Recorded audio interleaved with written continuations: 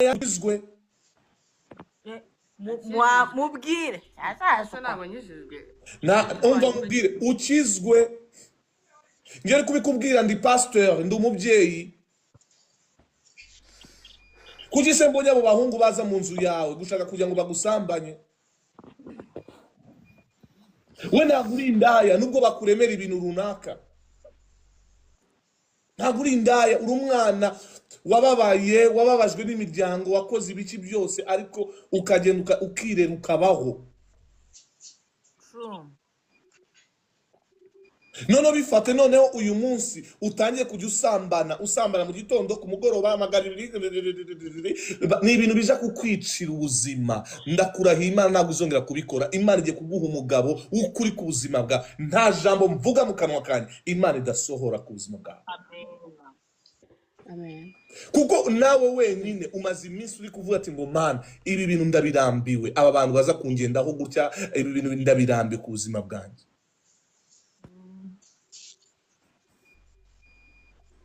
Kugisozi urahazi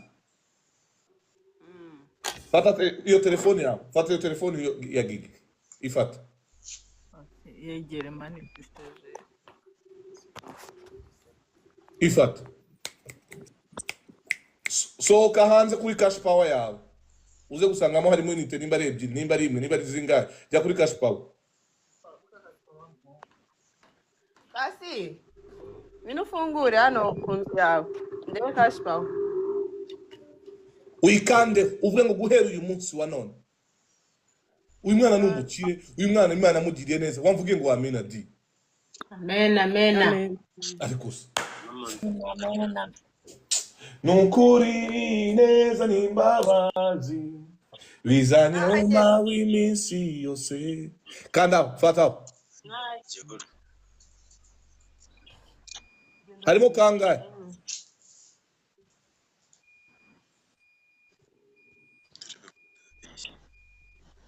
1.17 mwamvuge ngo amina cyane aha hantu mwizina rimwe n'ibice ariko sa none se ni muri cash power yabo igendere hari aratasubirayo mubwire korayo uvuga ngo tugiye gutera imbere mu izina rya Yesu igendere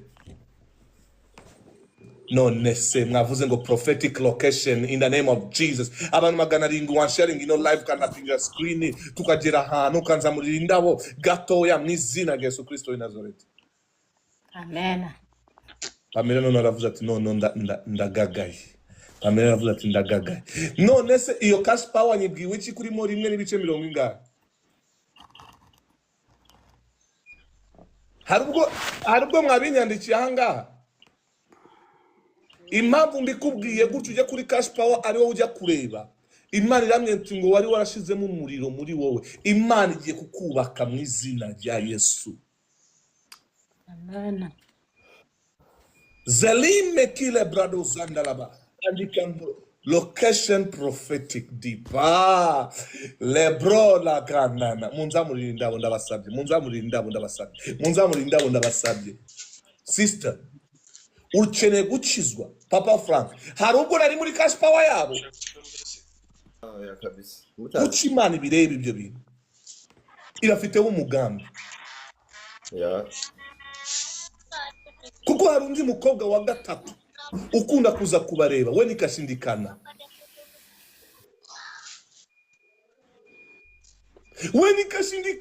nibura mwebwe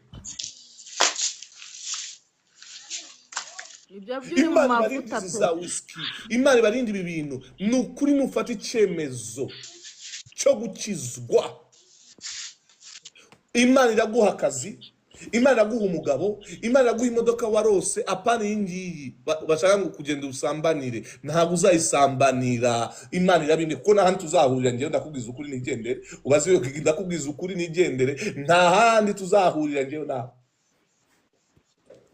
niba ubishaka ko Imana igukorera iki cyo sinkikubwira hanga kuko ndabona uri guteretwa n'umuntu w'umuyobozi reka mbireke nari ngiye kubibomora hanga mu izina rya Yesu hari umuntu w'umuyobozi uri kugutereta mu izina rya Yesu ndagagaye Imana yawe ndagagaye we hari umuntu w'umuyobozi uri kugutereta ashaka gusambanya we ndamwirukana mu izina rya Yesu we bene data murahanga mwamvugiye ngo amina we iki kigabo kandi gifite sida muri we gifite sida ndabyirukanye mu izina rya Yesu ndakogesha amaraso ya Kristo Yesu we ndapfuye ndakogesha amaraso ya Yesu Kristo w'i Nazareti hari ikigabo kimeze ikigabo amen Imana mu ijuru kirwaye sida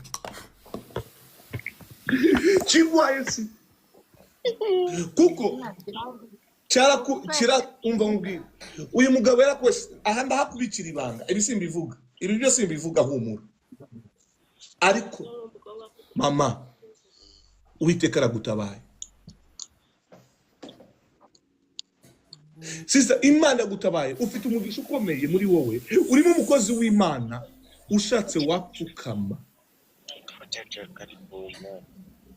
ninde bajya bita Eva tugende avuze ngo ntawazi Eveline ninde ni umushuti wawe w'uyu mugore ugenda ubaze uyu mugabo niye habara agendana naryo rya kabiri litari wowe uyu mukobwa bita Eveline baryamana nawe buri munsi ku munsi afite umupfumu uba Marcos wait Marcos thank you Lord Kayonza uzanamubaze uyu muntu sinza kuvuga iki uzasanga uyu muntu ugukunda cyane riguhabaraho riba riri cyane mu ntara mu bintu nk'ibyo n'ibintu nk'ibyo komsa Uwiteka arambwiye ati aragutabaye nshaka kukubwira amazina y'uyo muntu neza sinshaka kubikuvugira nga kubera security yawe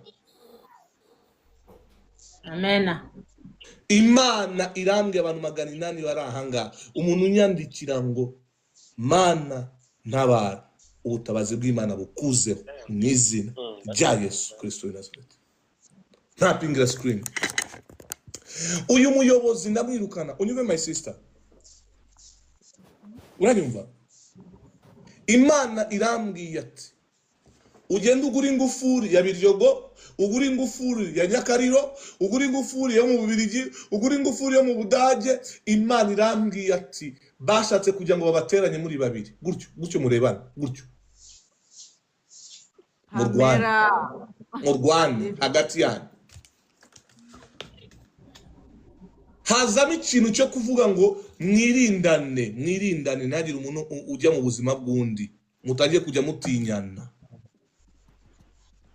mupfukama aho ngaho mwese mwari mugiye guteretswa n'umugabo umwe mwese n'izina rya Yesu Kristo w'i Nazareti n'izina rya Yesu mwavuze ngo haleluya ariko mana mwavuze ngo haleluya amena data arambwiye ati nta kintu kibi kiziga ku mahema yanyu amen ndamara kubabwiriza hanga abapasiteri banyu ntibakora gym murebe kuntu ngiye nkora gym ndamaranga mitenya muri gym nkore umubiri mu izina rya Yesu muzima mu mubiri muzima Yesu nindangi wavuze ngo amen abantu bakunda profeta Kim mu izina rya Yesu ariko muzarwara we Mungu we mama Jane bararwaye abapasiteri banyu bararwaye ndabarwaza umutwe ungu nono ngomba no kujya mbarwaza umutwe mu izina rya Yesu niba utamfollow follow ngino pano in Jesus name follow ngino pano wa mukobwa uri umustar Imana yaguhaga ikintu cyo gukundwa n'abantu bazwi urabivuze urabizi pe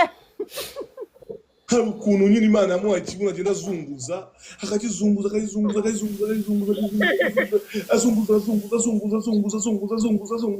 Imana irambwiye ati ndagutabaye bakwitande bari baguhamagaye mu izina ariko ndaje kukubaza sinze kurivuga kwitande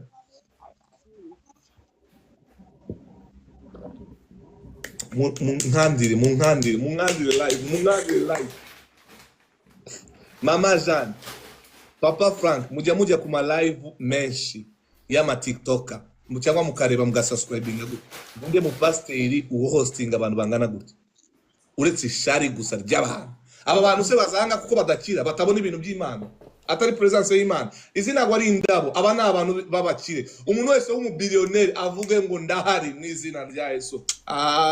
Niba wumva ko uri umubiliyoneri byandikira ngo ndahari mu izina rya Yesu. Ntabwo ari indabo, izi ntabwo ari indabo. Aba ni abantu Imana yagiriye neza. Mu ntangiriro za hatimi reba mureba iryo zina ryanjye, muri kandeho, mureba agatima kariho, mugakandeho, mukande hatimi n'izina rya Yesu. Twikomeretse umanuka. Sister, Imana guhaye ubuntu. Urashaka gukizwa, ntushaka gukizwa? Nkureke. Urashaka gukizwa, ntushaka gukizwa? Ngufashe cyangwa si ngufashe? Mwambari mukasharingira abantu 10, mwambabariye mu izina rya Yesu. Nisharingira niba umubilioneri urahanga yandike ndahari, sharinga mu izina rya Yesu. Umva gatoya. Urashaka gukizwa, ntushaka gukizwa? Reka mbabwire iki impamvu nakubwiye ugiye hariya kureba cash power. Nikubwire iyo nzu yanyu arigiye gufatwa n'inkongi.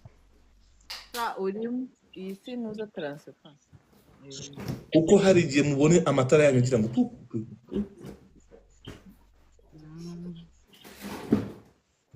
dore umukobwa ari kuvuga ati uyu muntu nuwahehe kuwagira ngo amakuru ya ariko dore bakuntu ariko narenze ko Imana nk'amahirwe abantu b'inzobe kumira abo gukara nabo nakasa mutwe. Imana ishimwe cyane mu izina rya Yesu Kristo Nazareth. Ngaho pfukama ngo senge. Pfukama. Oya pfukame gusa pfukama, ngaho pfukama. Pfukama ndo gufata. Pfukame. Ngaho. Okay, urakoze cyane gupfukama Imana. Sibyo?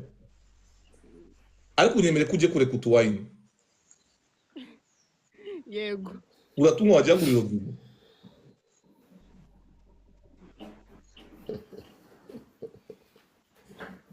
Uratumwa wajya muri robine pe. Wajya ngo uri robine. Yani urajya ngo bari kumena mu ndobo runaka ituzura. Ariko pe njye nkunda Imana ntabwo ireba intege zacu nke, nireba amakosa dukora, ituvugaho umugambi mwiza. Irafata bya bindi bibi bitugenda, ikabifata ikabikunja ikabijugunya, ikaduha amabwiriza mazima. Ariko Mana uragashimwa ko uragashimwa ko warazanye pastor mwiza nkanjye, utaciraho abantu iteka, wakira abantu ko bose bameze. Amen, amen, amen. Nugera mu bwami bwawe uzanyibuke, sibyo? Amen.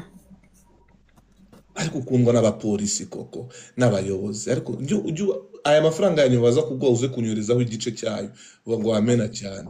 Unyorezeho igice kuko hari mu mugiye kuza, wowe unyorezeho igice andi uyagumane. Ntago ariko nashaka kuvuga. Vuga ngo amena, ashaka kugira useke za mu kiganza cyawe. Vuga ngo data mwiza. Vuga ngo data mwiza. Data mwiza. Inijwi mama. Vuga ngo data mwiza. Data mwiza. N'izina rya Yesu. Uyu munsi nemeye kukugarukira. Mbabarira ibyaha byanjye. Ndifuza kugukorera. N'izina rya Yesu.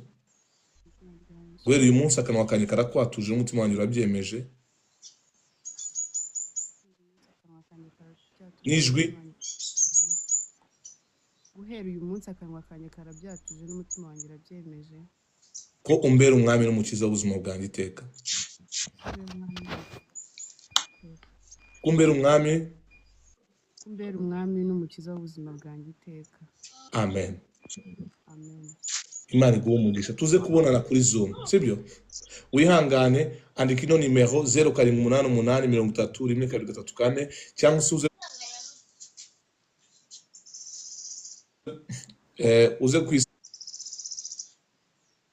saba nubona itagusubije wandikire mu mama bita Biju 0788301234. Haleluya. Duhure nawe online Zoom, hari ikintu ntashaka kuvugira aha. Imana iguhe umugisha, sibyo? Cyangwa uyu mu mama bita Biju uyu nguyu uri hejuru yagufasha kubonana nanjye. Nari ko mufungwe ndafunze video. Niyo utafungura video yawe uyu nguyu umusange mu izina rya Yesu Kristo w'i Nazareti. She's the one who can have all my program. Imana iguha umugisha, sibyo? Ikindi cyane nashaka kukubwira ngo inanga Imana ivuganye nanjye ku buzima bwawe. Abasore baza mu rugo iwawe aho ngaho turabirukanye mu izina rya Yesu.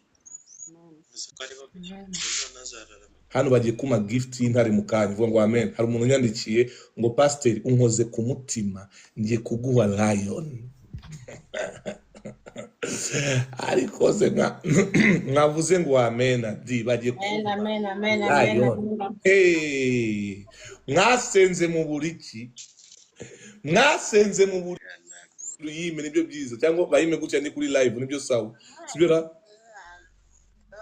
Imana bayiguhe uri kuri live. Ndio kuna game. ndi gukina game sibyo sawa. Yeah. So, abantu bako gusenga niyo sawa. Turi gusenga. Eh. Frank reka bame bagire ndi gukina game abantu bahita bikanga mu izina rya Yesu. Tuvuge ngo amina gatoya ariko ba.